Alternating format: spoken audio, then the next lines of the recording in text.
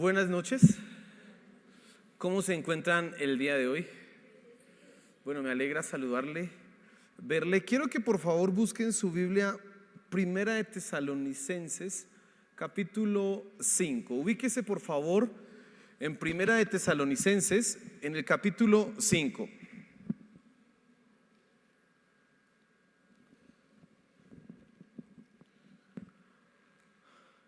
Vamos a hacer un paréntesis. Este fin de semana estuvimos en la asamblea y los temas fueron diferentes. El domingo tuvimos un predicador acá invitado que fue una bendición, y entonces yo quiero como hacer un paréntesis de la serie de enseñanzas que estamos haciendo de los 10 mandamientos del cristiano en la ley, y quiero que hablemos precisamente de cristianos. Quiero que pensemos un poco en todo lo que nosotros debiéramos hacer. Quiero que piense en lo siguiente antes de avanzar y antes de ir adelante.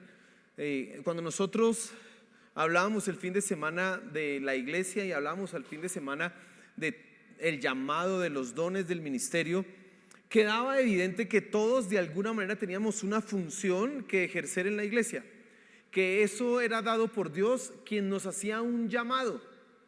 Ese llamado a veces es un llamado, digámoslo así, como espectacular, como que wow, no me imaginaba. Otras veces no es que pase algo espectacular, pero entiendo que debo estar haciendo esto, esa es mi función. Sea como sea el caso de tu vida, tienes un llamado, tienes un don, tienes un ministerio, estás ejerciendo una función, pero a veces eso nos puede llevar a cometer un error. ¿Cuál error? A pensar que solamente lo que nosotros como cristianos hacemos está vinculado a nuestro don o ministerio o llamado. ¿Qué quiero decirle? Nos especializamos tanto que ya solamente yo pienso en mi don permítanme, uso mi ejemplo, mi don es predicar, y entonces yo solo predico, y lo demás, no, pues que lo hagan los que tienen el don. Bueno, quiero que precisamente hoy pensemos en esta enseñanza, en la reflexión que vamos a tener hoy de la palabra de Dios, en las cosas que yo tendría que hacer con algunos tipos de cristianos, con algunos que son perezosos, holgazanes, ociosos, otros que están desanimados, que les falta como fuerza, y otros que son débiles. ¿Qué haríamos nosotros y qué tendríamos que hacer cada uno de nosotros con un creyente de esos? Ahora quiero que piense un poco en lo siguiente. Todos en la iglesia nos identificamos o tenemos características de algunos de estos personajes que yo le acabo de decir. Ahora no estoy siendo exhaustivo al decirle que esos son los únicos tipos de cristiano, pero por lo menos nosotros evidenciamos alguna de esas. O quizás estamos desanimados, o quizás somos débiles, o somos perezosos. ¿Y qué pasará? ¿Cómo debiera yo mismo tratar, a la luz de la palabra y de la enseñanza de hoy, cómo debiera yo tratar conmigo mismo? O más bien, ¿qué debieras tú hacer con una persona que te encuentras que está en esa circunstancia, que está en esa situación? Quizás nos daremos cuenta que en algún momento de nuestra vida espiritual, de nuestra vida cristiana, todos nosotros somos holgazanes, perezosos, desanimados o débiles, o las tres. Nos tendremos que pensar un poco en esto, y entonces lo que quiero que esta tarde tú pienses un poco es cómo yo trato con ellos. ¿Qué tendría yo que hacer? Independientemente del don o del ministerio o del llamado que Dios te haya hecho, independientemente de eso, vas a encontrarte en la iglesia con esta clase de personas. Pero déjeme decirle más, usted lo va a tener en su propia casa. Si usted en su casa es de un hogar cristiano, usted en su casa va a tener uno que es flojo, va a tener otro que anda desanimado y otro que es muy débil, o que cumple las dos cosas. ¿Y cómo hago yo para lidiar con esto? Bueno, eso es lo que quiero que nosotros hablemos esta noche, pero oremos a nuestro Dios y pongamos este tiempo en sus manos para que Él sea hablándonos. Señor, aquí estamos. Como cantábamos, tu nombre es el que merece la adoración, tu nombre es el que merece la exaltación, toda la honra y toda la gloria es para ti. Pero ahora, Señor, en tu nombre, Señor Jesús, te pido que nos hables hoy. Espíritu Santo, habla en nuestros corazones. y que podamos tener una palabra que sea de ánimo, de aliento, pero también que sepamos con sabiduría actuar con las diferentes personas con las que nos encontremos, Señor. Te lo suplico. Amén y amén. Y vamos a leer primera de Tesalonicenses capítulo 5, versículo 14. Dice así la escritura: y os exhortamos, hermanos, a que amonestéis a los indisciplinados, animéis a los desalentados, sostengáis a los débiles y seáis pacientes con todos. Volvámoslo a leer porque es muy sencillo. Ese es el único versículo que vamos a tener el día de hoy. Quizás mencionemos otros, pero ese es el versículo central. Y entonces quiero que le prestes atención. Dice así: y os exhortamos, hermanos, a que amonestéis a los indisciplinados, animéis a los desalentados, sostengáis a los débiles y seáis pacientes con todos. Tres tipos de personas o tres tipos de circunstancias que se encuentran en la vida espiritual de una persona: la pereza, la indisciplina, el desánimo, la debilidad. Quizás, como le decía hace un momento en la introducción, quizás nosotros experimentamos y evidenciamos esas cosas en nuestra vida todas juntas. Somos perezosos, además estamos desanimados y débiles. No, quizás las experimentamos todas, pero ¿cómo hacemos? ¿Cómo haces tú para ayudar a alguien y cómo haces tú para tratar contigo mismo en esta circunstancia? Mire la palabra que dice ahí. Vamos a empezar con el primer tipo de personaje que tenemos acá, que es el disciplinado o el perezoso. Otras versiones de la Biblia dicen que son más duras: a los holgazanes. Esa es más fuerte, ¿no? Pero bueno, la que acabamos de leer dice a los indisciplinados, y colocamos en el título los perezosos. ¿Quiénes son ese tipo de personas? Bueno, son un grupo de creyentes que se caracterizan por la pereza, por la ociosidad. ¿En qué sentido? Bueno, déjeme decirle que son en dos sentidos. En primer lugar, hay gente, y esto es increíble, pero que a la luz de su entendimiento de la palabra de Dios, del llamado, como hablábamos el fin de semana, entonces consideran que ahora deben enfocarse en no trabajar en lo secular, en no hacer nada en el mundo aparte, sino que están en su casa sentados esperando el llamado, ejerciendo el llamado. Ni siquiera lo ejercen, pero están ahí. Usted habla con ellos y ellos tienen todas las excusas espirituales, todas las excusas bíblicas para no hacer nada. No trabaja, no se mueve. Mire que la iglesia de Tesalonicenses, esta iglesia, había un grupo de personas que estaba creyendo que la venida del Señor Jesús ya estaba ahí a puertas, que eran los últimos tiempos. Y entonces, pues, ¿para qué trabajar? ¿Para qué gastar el tiempo en eso? No, dediquémonos a buscar el reino de Dios y su justicia, y lo demás dejémoslo aparte. Y no hacían nada, no estaban trabajando, perezosos. Ahora, esa es una aplicación inicial que podríamos hacer nosotros de este entendimiento, de este grupo de personas perezosos. Mire, malos trabajadores. No permanecen en un trabajo, están cambiando de trabajo, no se les ve que avancen, están viviendo de la caridad, de la misericordia de la iglesia, de las personas, no progresan. Y déjame decirte en este punto que nosotros necesitamos ser personas, y el cristiano no puede caracterizarse por ser una persona perezosa. Pablo en 2 Tesalonicenses, luego de hablar del fin de los tiempos y todo eso, dice: les hemos enseñado a ustedes que no anden desordenadamente, que no anden en indisciplina, que no sean perezosos, sino que cada uno trabaje honradamente y provea para sí mismo. Y dice Pablo: y cuando estábamos con ustedes les dijimos que el que no trabaje, pues que no coma. Pablo entiende que un cristiano es una persona que es productiva, que trabaja. No estoy hablando aquí de ser millonario, etcétera, esas cosas, sino es una persona que está haciendo lo que le corresponde, que es responsable, que no se queda quieta, que está buscando por acá, que llega a la pensión a los 62 años, a la edad que le llegue, y dice: aún así yo todavía puedo hacer algo, y llega a su pensión, pero sigue moviéndose y buscando algo. No como alguna gente que dice: llegó la pensión y yo no voy a hacer absolutamente nada. No, esta gente dice: espérese, yo puedo estar pensionado, pero ahora tengo el tiempo para hacer lo que yo quiera y buscar.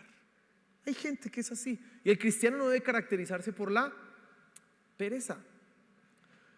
Pero déjeme decirle que esta no es la primera aplicación. Ahora, dígale al que está a su lado, oiga, no sea perezoso, trabaje. Dígale. Porque sí, eso es necesario. Busque, muévase. Pero en realidad creo que Pablo tiene una aplicación y explicación mucho más profunda de esto que solamente el asunto laboral, porque déjeme decirle que hay gente que es excelente, productiva en las cosas materiales. Usted va y mira y están trabajando, es más, hacen horas extra, montan un negocio, están súper ocupados porque es gente productiva, pero sí que son perezosos en los asuntos espirituales, flojos, holgazanes. ¿Sabía usted que hay algo que se llaman las disciplinas espirituales? Y le voy a mencionar algunas disciplinas como para que usted las tenga presente. Esas disciplinas espirituales son, uno, leer la Biblia, y eso es algo que debe hacerse todos los días. Obviamente orar, y es algo que se hace ¿cuándo? Todo el tiempo, dice ahí, orad sin cesar, dice el apóstol Pablo. Es un hábito que yo hago a solas en mi tiempo devocional, pero que estoy llevando en todo momento, a diario en mi vida. Orar. Hay otra disciplina que es el ayunar.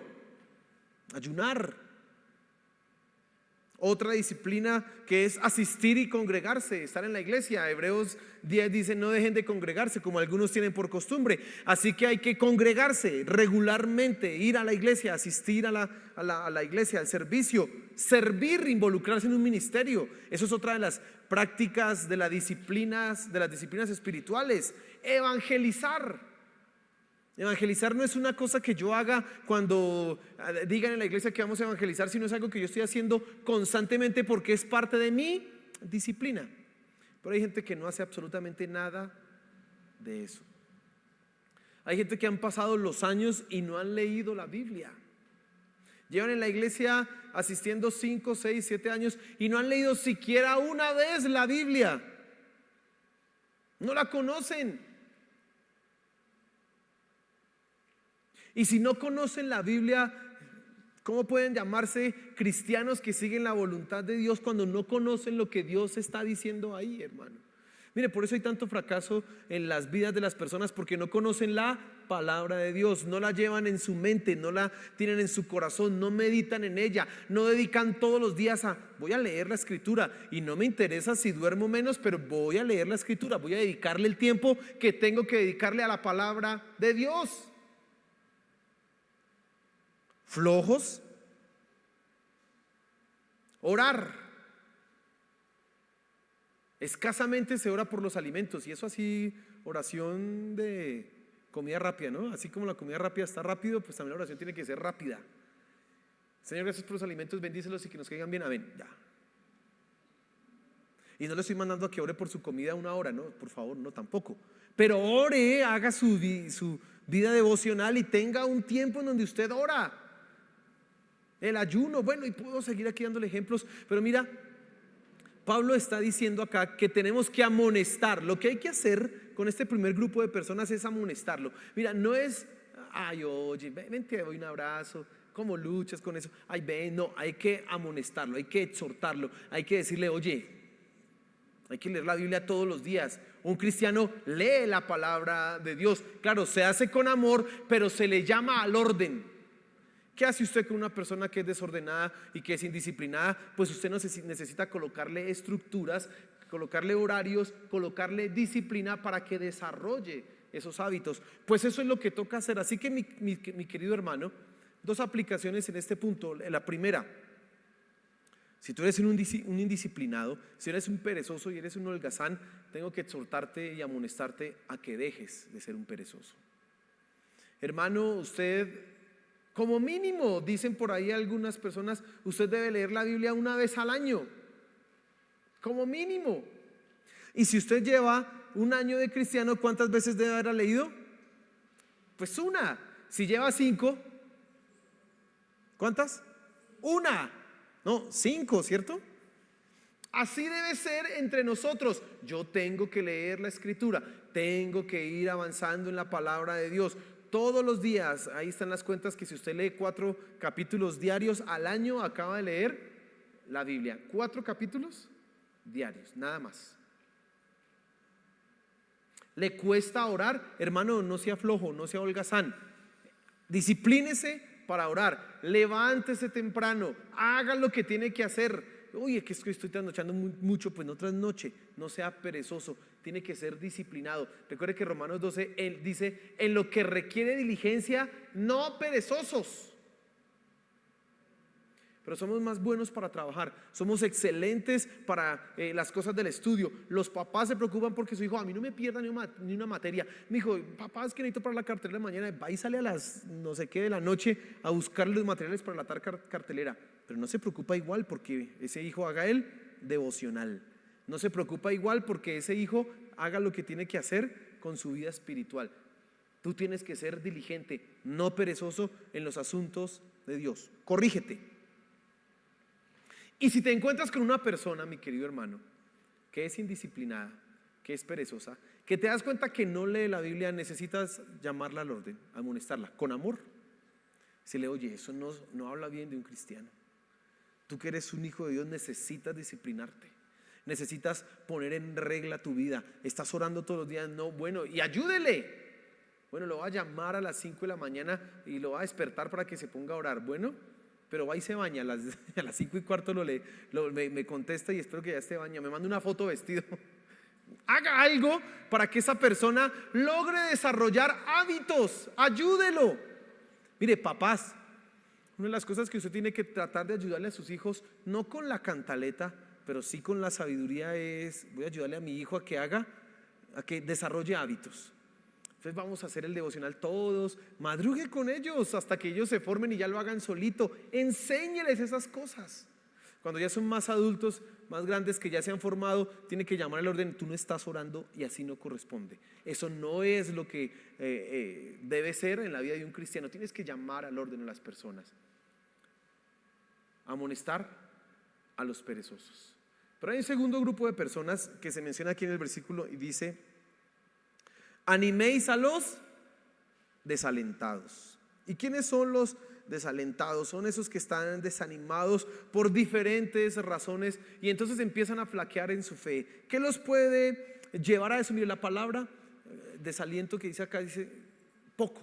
Es como se sienten pequeños, como que apocados, como que minimizados. Ese es como el entendimiento de esa palabra en el original, como que no tienen motivación, como que toda la fuerza de su corazón ha quedado por el piso, como que no hay nada para poder avanzar. ¿Qué los lleva a estas circunstancias? Bueno, las pruebas. Las pruebas pueden hacer que una persona se desanime. El sufrimiento. Una persona que está atravesando por una enfermedad y que lleva mucho tiempo con eso, poco y paulatinamente va a empezar a desanimarse, a desalentarse, a sentirse pequeñito. El pecado, la tentación, cuando una persona empieza a ser tentada paulatinamente en su corazón, también empieza a desarrollarse un desánimo que la hace mucho más vulnerable a caer en esa tentación. Y si ha caído en pecado, con mayor razón se va a sentir desanimada, desalentada.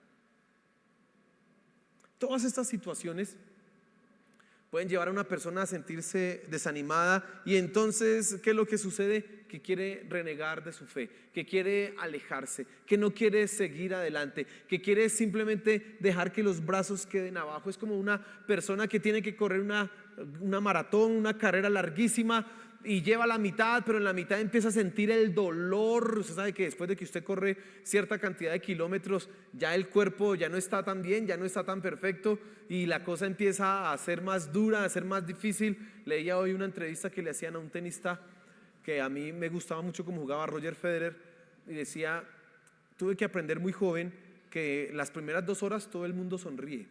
Las primeras 2 horas todo el mundo corre bien. ¿Por qué? Porque pues el cuerpo está bien. Pero después de las siguientes 2 horas ya es más difícil avanzar.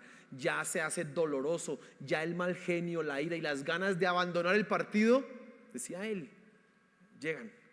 Y así pasa con las personas. Después de que han caminado con el Señor un tiempo, llega paulatinamente por diferentes razones. La misma monotonía los puede desanimar. Las ganas de: ay, ya no sigo con esto. El rechazo, que se convierte en una prueba. Cuando tú estás en un ministerio y de repente la gente no te sigue ni te copia lo que tú dices y bueno, vamos así, vamos a hacer tal evento o vamos a ir al parque a evangelizar y los hermanos, bueno, sí, y usted llega y solo llegó uno o el que llegó ni siquiera era el más excelente y usted, uy, ¿qué hago? Y usted tiene una tendencia a desanimarse y usted dice, no quiero seguir más, voy a tirar la toalla. Voy a acabar con esto, no quiero seguir adelante. Eso es algo que puede suceder y hay muchas personas que están atravesando esta circunstancia. ¿Y qué tienes tú que hacer en eso? Uno, mi querido hermano, dice ahí a los que están desalentados hay que animarlos. ¿Sabes cuál es nuestra tendencia con las personas que están desanimadas? A juzgarlas. Le faltó carácter. Le faltó, fue berraquera. Nah, y solo por eso se echó para atrás. Nah, bueno, hasta ni salvo sería. Pensamos a empezar a pensar y a decir una cantidad de cosas por ese estilo, porque nos creemos que nosotros somos fuertes y ese débil, ay, pobrecito, mírelo, nah, y con eso. Y entonces juzgamos, condenamos, criticamos. Y lo primero que tú tienes que no hacer es condenar, criticar, juzgar. Es lo primero que no tienes que hacer.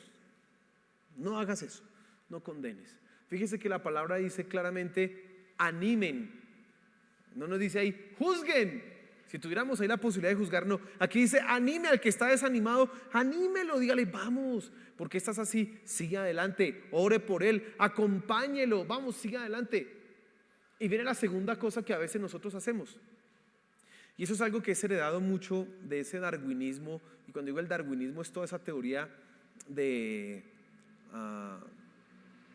se me olvidó el nombre. La ley que desarrolló Darwin. La ley de la selección natural. ¿Qué dice la ley de la selección natural? Que debe sobrevivir el más fuerte.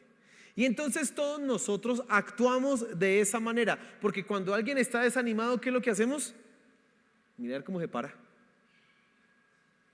Mire a ver. Yo estoy orando por él, pero lo dejamos solo. Creemos que esa persona debe luchar, debe levantarse y avanzar por sí sola. Y aquí nos dice, anímelo. Ve, esfuérzalo. Anímelo. Al que está con los brazos caídos, levánteselo. Al que está con las rodillas que le están temblando, vamos, fortalézcaselas. Eso es lo que nos dice, lo que tú y yo tenemos que hacer. Pero nuestra tendencia es abandonar a las personas, a dejarlas solas. Al que no volvió, al que se desanimó por X o Y motivo, que mire a ver qué pasa. Eso es lo que nosotros hacemos. Pero no, por el contrario, nosotros tenemos precisamente es que ser un apoyo. Es que estar al lado de esa persona que está desanimada. Es seguir insistiendo. Es seguir caminando al lado de esa persona y diciéndole, vamos, tú puedes. Mira, no te canses. Sé que tienes dudas, sé que la prueba que estás pasando es terrible, pero no te apartes. Lo peor que puedes hacer es abandonar. Lo peor que puedes hacer es dejar las cosas. Ahorita tu mente y tu corazón te dice abandona todo. Deja todo. Pero entre más le hagas caso a tu mente y a tu corazón, peores resultados vas a tener. Por el contrario, si te levantas y sigues y caminas cuando no quieres caminar y te esfuerzas cuando no quieres esforzarte, vas a ver cómo Dios se glorifica. ¿En qué te puedo ayudar? Es que no quiero ir a la iglesia. ¿Vengo y lo recojo? Dígame. Yo paso y lo recojo y vamos a la iglesia. Animar. Si tú estás desanimado, déjame decirte, mi querido hermano, que lo peor que puedes hacer es dejar de avanzar. Precisamente Satanás sabe que el desánimo es una de sus armas más fuertes. Y él intentará desanimarte para que tú no sigas adelante, para que tú no avances, para que tú digas, tanto tiempo invertido y nada de eso, ya estoy cansado. Y él intentará que tú pienses así, él te va a decir, sí, para que siga ya, ya deje así tirado. No. Él intentará decirte precisamente eso. Pero no, sigue adelante, persevera, esfuérzate. Como dice la escritura, diga al débil, fuerte soy, y avance, siga adelante. En medio de lo que no quiere hacer, hágalo, hazlo. Y si te encuentras con alguien que está desanimado, empieza hoy con una llamada, llámale, ofrécele tu ayuda. Quizás te diga, ay no me interesa, pues vuélvelo a llamar hasta que le bloqueen el teléfono. Y si usted es más cercano, vaya, visítelo, dígale, ¿cómo estás? No te he visto. ¿Qué necesitas? ¿Por qué has dejado de caminar? Hazle sentir a esa persona que no está sola, que tiene a alguien al lado que ha pensado en él, en ella. Así tenemos que tratar con los desanimados. Amén. Entonces usted ya sabe cómo tratar con los perezosos y ya sabe cómo tratar con los desanimados. El tercer grupo son los débiles. Dice ahí el versículo, sostengáis a los débiles. ¿Y quiénes son los débiles? Bueno, son aquellas personas que luchan con alguna debilidad en su vida. Y esta debilidad puede ser física, una enfermedad, una carencia, pobreza, una discapacidad, algo cognitivo, una parálisis, algo. Puede también ser tener un problema emocional. Es muy susceptible a la depresión o a las explosiones de ira. Una debilidad. En cierto sentido, todos nosotros somos débiles porque estamos manchados por el pecado. Y eso nos hace débiles en cuanto al pecado. Pero no quiero que pienses por el momento en eso. Quiero que pienses precisamente en esas cosas que te acabo de decir. En esas debilidades, esas carencias. Por ejemplo, las personas que luchan con la escasez económica. Eso es una debilidad en su vida. Y esa debilidad los puede hacer dudar de las cosas de Dios. ¿Sabe qué decía? Ese se llamaba Lemuel. En el libro de Proverbios, allá en el capítulo 30. Dice, no me des mucha riqueza, no sea que me olvide de ti. No me des pobreza, porque me pongo de pronto a renegar de ti. La pobreza lleva a una persona a renegar ¿de quién? De Dios. La enfermedad, mire, cuando la enfermedad no encuentra la salida a una persona de su enfermedad, cuando lleva tanto tiempo con dolor, con angustia, es débil, y eso también la puede sacar de las cosas de Dios, porque ella está esperando un milagro. Esa persona está esperando que algo suceda en su vida, que sea sanada. Y si no pasa, a luchar. Las personas que sufren con sus emociones, que caen en depresión, en ansiedad, en esa preocupación, en estrés, bueno, todas estas cosas que se dan, también eso se puede convertir en el catalizador para que ellos en algún momento decidan dejar las cosas de Dios. En algún momento. Debilidades. Y las últimas son precisamente las debilidades espirituales, que ahí sí quiero que pienses: tentación y pecado recurrente. ¿Qué hay que hacer con esas personas? Bueno, precisamente esta clase de personas requieren en primera instancia que tú los comprendas. Que tú los comprendas desde la empatía. ¿Sabes qué dice Gálatas? ¿Sabes qué dice Gálatas 6? Dice: hermanos, si alguno de ustedes fuera sorprendido en alguna falta, ustedes que son espirituales, restáurenlo, pero con espíritu de mansedumbre. Y luego sigue diciendo, considerándote a ti mismo. Considerándote a ti mismo. Pablo entiende que la razón para restaurar a una persona que ha caído en pecado y hacerlo con mansedumbre es porque yo mismo puedo caer, porque yo también soy débil. Entonces las personas que son débiles necesitan ser comprendidas, que tú puedas empatizar con su dolor, que tú puedas empatizar con su debilidad, con su sufrimiento, con su carencia. Mira, hermano, no puedes sentir tú el dolor que una persona siente cuando está atravesando por una enfermedad, pero sí puedes pedirle a Dios que te dé sabiduría para poder comprender el dolor de esa persona, para poder entender sus dinámicas, para poder entender lo que pasa en su mente, en su corazón. Mira, bien dice el dicho que nadie entiende la sed con que otro vive, ¿no? Nadie sabe eso hasta que le pasa. Pero podemos pedirle a Dios que nos dé esa misericordia y ese entendimiento, esa compasión, precisamente para poder comprender a mi hermano que está en debilidad. Aún aquel que lucha con pecados, poder entenderlo y decirle: eso que hiciste está mal, pero te entiendo. Entiendo por qué luchas, entiendo por qué sufres. Usted no se va a poner: si estás pecando, no has hecho nada malo, Dios te ama. No, eso ya es ser alcahueta y conchudo, no, tampoco. Usted lo va a comprender porque Él es débil y usted también es débil. Eso es lo primero que usted tiene que hacer. Pero ahora usted los va a sostener. ¿Y qué significa eso de sostener? Pues tú les vas a ayudar para que no sigan cediendo a esa debilidad y renieguen finalmente de su fe. En medio de la adversidad y del dolor de alguien que está luchando con una situación difícil, tú vas a estar ahí para decirle: no estás solo. Y vas a leerle la Biblia y vas a esforzarte por encontrar pasajes que sean prácticos y aplicables para él, para sostenerlo en medio de su dolor. Hermano, eso es una de las cosas que nosotros tenemos que hacer con la gente que es débil. Por diferentes motivos, aún por los que han caído en pecados, sostenerlos para que no se vayan y no se pierdan. Claro, un pecado es una cosa terrible que merece la corrección, que merece en algunos casos la disciplina, sí, pero tenemos que seguir al lado sosteniendo a las personas. Si tú eres una de esas personas que es débil,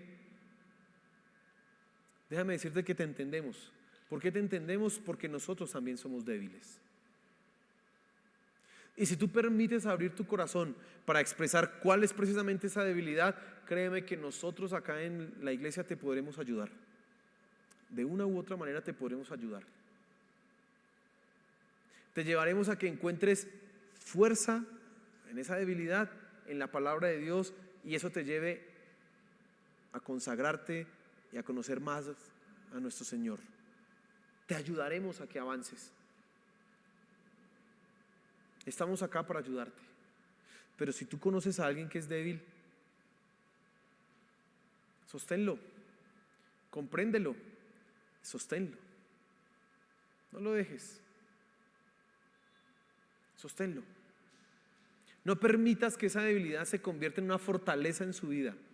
Mira lo que dice Pablo: me fue dado un aguijón en mi carne. 2 Corintios capítulo 9, 10, 11. Fue dado un aguijón en mi carne. Y él oré a Dios para que se me quitara eso, dice Pablo. Y Dios le dijo: bástate en mi gracia, porque mi poder se perfecciona en la debilidad. Y luego Pablo dice: por tanto me gloriaré más en mis debilidades, para que repose y actúe sobre mí el poder ¿de quién? De Dios. Y tú tienes que decirle: eres débil. Pero si cedes esa debilidad, vas a salir un día mal. Poco a poco vas a irte alejando de las cosas de Dios. Pero si dejas que Dios en medio de tu debilidad obre, vas a ver el poder obrando en tu vida y vas a seguir adelante. No le diga cosas que a veces no se van a dar: Dios te va a quitar esa debilidad. No, porque yo no sé qué Dios va a hacer. Y a Pablo no se la quitó. Pero sí le puedes decir: el poder de Dios obra en medio de tu debilidad. No lo dejes solo. Y una última cosa, y creo que es la más importante, y es lo que resume todo esto que hemos hablado, dice la parte final del versículo: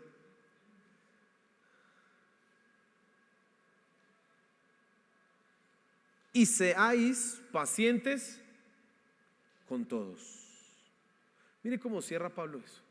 Habla de 3 personajes: perezosos, desanimados, débiles, y luego: y seáis pacientes con todos. Paciencia, hermano. Lo más importante que debes hacer con los perezosos es que tengas paciencia, porque el perezoso necesita paciencia para que cambie. El desanimado, usted hoy lo anima y se va como feliz de la iglesia: ay, sí, qué bendición. Y mañana se lo llama: ay, no me quiero levantar, ay, no, Dios no me ama. Y hay que tener paciencia. Y el débil, exactamente lo mismo, porque su debilidad lo va a llevar quizás a fracasar y a pecar o a ceder a esa debilidad, y usted va a tener que tener paciencia Por eso la actitud principal en todo esto que tú tienes que tener con la gente con quien tratas en la iglesia es paciencia, mi querido hermano, paciencia. Tú no estás llamado a condenar, no estás llamado a juzgar, sino precisamente a ser paciente. ¿Por qué? Porque Dios quiere que tú seas paciente. Bueno, te voy a dar unas razones para que lo tengas acá. Porque la paciencia te ayuda. Cuando tú eres paciente, realmente tú estás entendiendo que Dios está obrando en la vida de cada persona y lo hace a su tiempo y a su manera, no a tu manera. Porque cuando nosotros somos impacientes es porque queremos que las cosas se hagan a nuestra manera. Ay, yo quiero que cambie ya. Ay, pero Señor, ¿por qué no cambia ya? Bueno, pues yo creo que Dios está diciendo ya, porque es a mi manera, ¿no entiende? Yo soy Dios, yo soy el que manda. Cuando tú eres paciente, tú dejas que Dios esté obrando en la vida de la persona y que lo haga a su manera y a su tiempo. Tú le estás diciendo a Dios: Señor, yo voy a ser un instrumento para que sigas obrando en la vida de esta persona, y lo que voy a hacer es no generar tropiezo para él, sino voy a ser paciente. Aunque fracase, aunque esta persona no avance, aunque vuelva para atrás, yo seré paciente, porque sé que tú tienes el control. ¿Cuándo lo harás? No sé, pero seré paciente. Pero además, porque reconoces que tu paciencia y amor quitará toda excusa a aquellos que algún día querrán echarte la culpa. ¿Sabes cuáles son los argumentos que la gente más usará en contra de nosotros? Es que en esa iglesia nunca me tuvieron paciencia. Y es verdad y es mentira. Es verdad porque a veces somos impacientes, y es mentira porque la persona no puede echarle la culpa a uno por no haber seguido las cosas de Dios. Dios no le va a decir: ay, sí, no, pobrecito, bueno, siga al cielo. No, Dios no le va a decir eso. Dios le va a decir: y la responsabilidad es suya. Pero cuando tú eres paciente, les quitas las excusas a las personas. Cuando tú eres una persona que, a pesar de eres paciente, le estás quitando esa posibilidad a esa persona de su mente y de su corazón de tener un argumento para no hacer lo que le toca hacer. Simplemente va a tener que un día asumir la culpa: pues yo no quise porque no quise, porque sí que me tuvieron paciencia, sí que me aguantaron, va a tener que decir. Y en tercer lugar, mi querido hermano, porque tú eres semejante a Dios, que es paciente con todos. Tú estás llamado a ser como Dios. Dice el Señor Jesús, hablando en Mateo 5, que nosotros tenemos que amar a nuestros enemigos, porque Dios ama a todos y Él hace salir su sol sobre buenos y malos, siendo paciente, paciente, paciente. Mi hermano, te vas a encontrar con gente en la vida, en la iglesia, y tú mismo quizás seas esa persona que no llena el estándar de lo que debe ser. Te vas a encontrar con gente que lleva 10 años en la iglesia y no sabe buscar dónde queda Génesis. Eso es fácil, sí. Se pierde buscando los salmos. Y dice: pero usted, hermano, sí, pues terrible, ¿no? Amonéstelo, pero téngale paciencia. Se va a encontrar con gente que va a estar desanimada, algunos porque están en situaciones muy difíciles, y otro que uno no entiende por qué está desanimado, pero está desanimado simplemente porque no le pasa nada. Pues, bueno, pero téngale paciencia, hermano, téngale paciencia. Y se va a encontrar con otros que son débiles, que van a ceder a su debilidad, van a fracasar, o que esa misma debilidad los hará frágiles, los hará inestables emocionalmente. Ay, tantas cosas. Pero tú tienes que ser paciente. Y al que es perezoso lo vas a amonestar, al que está desanimado lo vas a animar, al que es débil tú lo vas a sostener, lo vas a comprender, pero vas a ser una persona paciente, porque eso nos ayudará a seguir adelante como iglesia, hermano. Eso nos ayudará precisamente a hacer lo que proclamamos acá, lo que declaramos acá en IVAC Central: tu casa, tu familia. Familia. Y quiero que pienses en eso. La familia, en la carne que nosotros tenemos, es una excelente escuela para la paciencia. Los que se han casado saben que uno tiene que desarrollar una cualidad y una habilidad en el matrimonio de la paciencia. Y si usted tiene hijos, le van a desarrollar harto la paciencia, ¿cierto? Y si usted tiene papás, igual le van a desarrollar harto la paciencia. Y tú vas a ver a tu hijo que es un indisciplinado, o a tu esposo o a tu esposa que es un perezoso, y usted: ¿qué hago con esto? Yo quisiera acabar mi matrimonio y volverme a casar. No puede. ¿Qué tiene que hacer? Tener paciencia, exhortar y seguir adelante. Si usted ve a su hijo que está desanimado, que ya no quiere seguir adelante, usted va a tener paciencia, pero lo va a seguir animándolo. No, vamos, va a seguir ahí con paciencia, con paciencia. La familia es una excelente escuela para esto. Y eso tenemos que llevarlo a la iglesia, hermano.